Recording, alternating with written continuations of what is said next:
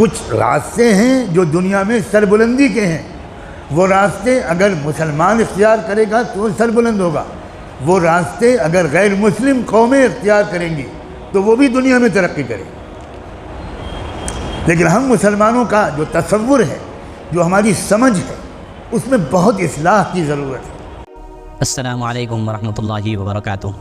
میرے دوستوں، اس بیان سے متعلق میں آپ سے دو باتوں کا تذکرہ کروں گا۔ ایک، اپنے وقت کو قیمتی بنائیے۔ دوسری بات، تمنا کرنے سے، خواہشات رکھنے سے حالات نہیں بدلا کرتے۔ انہی دو چیزوں سے متعلق حضرت نے بہت قیمتی نصیحت فرمائی۔ آئیے ہم حضرت کے اس قیمتی بیان کو سنتے ہیں اور نصیحت حاصل کرتے ہیں۔ اسی طرح وقت کا معاملہ ہے، وقت انتہائی قیمتی ہے۔ جو قوم اپنے وقت کو صحیح استعمال کرتی ہے وہ انفرادی گناہوں میں مبتلا ہو تب بھی، میں بہت صاف لفظوں میں کہہ رہا ہوں، جو قوم اپنے وقت کو صحیح استعمال کرتی ہے، اپنی صلاحیت کو صحیح استعمال کرتی ہے اور وہ ہزار انفرادی گناہوں میں مبتلا ہو، آخرت میں اس کو ان انفرادی گناہوں کی سخت سزا ملے گی، مگر دنیا میں اس قوم کو مضبوطی اور سربلندی سے کسی کی بد دعا روک نہیں سکتی۔ اللہ نے اس دنیا کو کچھ اصولوں کے ساتھ جوڑ کر بنایا ہے۔ کچھ راستے ہیں جو دنیا میں سربلندی کے ہیں، وہ راستے اگر مسلمان اختیار کرے گا تو سربلند ہوگا، وہ راستے اگر غیر مسلم قومیں اختیار کریں گی تو وہ بھی دنیا میں ترقی کریں گی۔ لیکن ہم مسلمانوں کا جو تصور ہے، جو ہماری سمجھ ہے، اس میں بہت اصلاح کی ضرورت ہے۔ اللہ کے واسطے اس بات کو ایک عام بیان کی طرح مت سنیے گا، تھوڑے فکر مند، تھوڑے بے چین ہوئیے، تھوڑے اپنے علماء سے اس کی تفصیل سمجھنے کی کوشش کیجیے، ورنہ ہم مسلمانوں کی تمنا تو یہ ہے کہ اگر مسلمان چائے میں نیم کا اور کریلے کا جوس بھی ڈال دے تو چائے میٹھی ہونی چاہیے، اور اگر کافر اگر چائے میں شکر ڈالے تب بھی اس چائے کو کڑوا ہونا چاہیے۔ میں تو یہ تک کہا کرتا ہوں کہ ہماری تمنا یہ ہے کہ ہم لوگ فجر کے بعد دعا مانگیں کہ اللہ میاں امریکہ اور اسرائیل کو تباہ کر دیجئے، تو فوراً جواب آیا اللہ کی طرف سے، بہت اچھا، آپ نے پہلے کیوں نہیں کہا تھا، ظہر تک کا وقت دے دیجئے، امریکہ اور اسرائیل سب کو میں تباہ کر دوں۔ اب ظہر کے بعد ہم نے کہا اللہ میاں سے کہ یہ انگلینڈ اور فرانس بھی تو بہت بدمعاش ہیں، ان کو بھی تو آپ تباہ کیجئے، تو اللہ میاں کہیں گے اوکے، بالکل بالکل ٹھیک ہے، عصر تک کا وقت دے دیجئے، میں سب کو تباہ کر دوں۔ عصر بعد پھر ہم نے دعا مانگی، اور اللہ یہ چین والے بھی تو بہت بدمعاش ہیں، ان کو بھی تو آپ نے حکم نہیں دیا، آپ نے کہا ہی نہیں پہلے، ورنہ ہم پہلے ہی کر چکے ہوتے، بس مغرب تک کا وقت دے دیجیے، عشاء تک ساری دنیا ہماری دعاؤں سے تباہ ہو جائے اور ہماری خلافت راشدہ قائم ہو جائے۔ یہ ہے مسلمانوں کی تمنا۔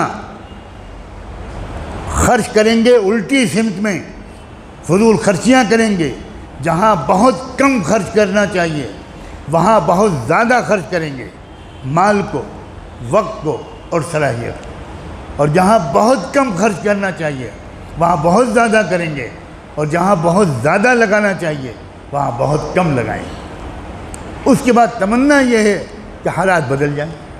لیس بامانیکم ولا بامانی اہل الکتاب من یعمل سوءا یجز بہ، یہ دنیا تمہاری تمناؤں کے ذریعے سے ہم نہیں چلائیں گے، اللہ نے طے کر رکھا ہے، اللہ کے کچھ قانون ہیں جس کو قرآن میں سنت اللہ کہا گیا، اور اللہ کے قانون ایسے اٹل ہیں کہ اللہ نے 2 سے زیادہ مقامات پر قرآن مجید میں رحمت دو عالم صلی اللہ علیہ وآلہ وسلم کو مخاطب کر کے صاف صاف کہا، لن تجد لسنت اللہ تبدیلا ولن تجد لسنت اللہ تحویلا۔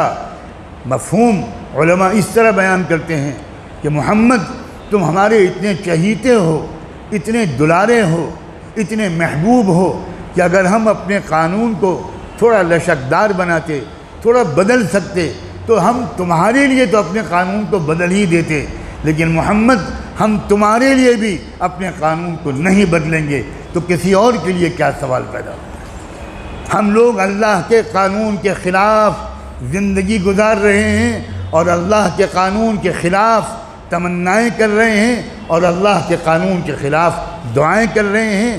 انجام ہم سب کے سامنے ہے۔